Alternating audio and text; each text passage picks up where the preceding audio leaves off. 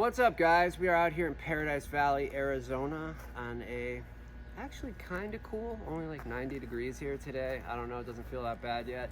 And this is a garden that we've been managing for quite a few years, and it's really a food forest. It's beyond our control, and it really kind of has its own life here.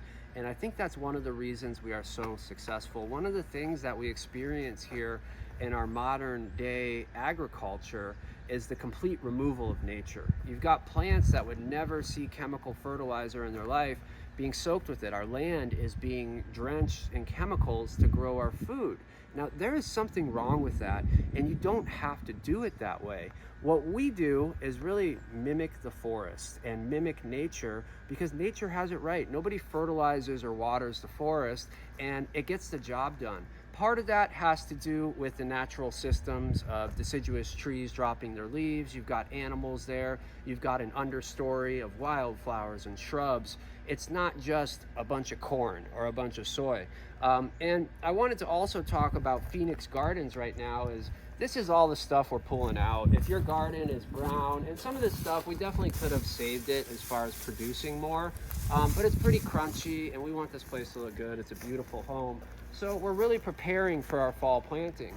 And this is a great time to really kind of take inventory of what you've got, what you're looking to do, and start to purchase your seeds to make your garden really useful for you.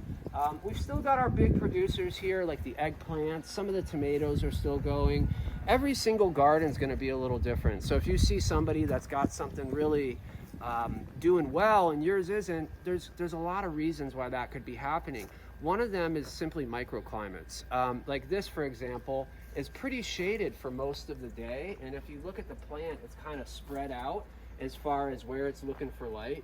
And that's what plants are going to do. They're going to stretch out, they're going to find the light, they're going to survive. Another thing that we do on everything is we mulch the ground. And that is so important, because just like in nature, you've got natural things falling and decomposing. That's really what topsoil is. It's just material that's been continuously dropped, decomposed, and that's going to feed your plant. So even though we do fertilize these trees, and we do, it is really well taken care of, but realistically, we could actually get away with not doing a whole bunch of fertilization, because we're mimicking Mother Nature.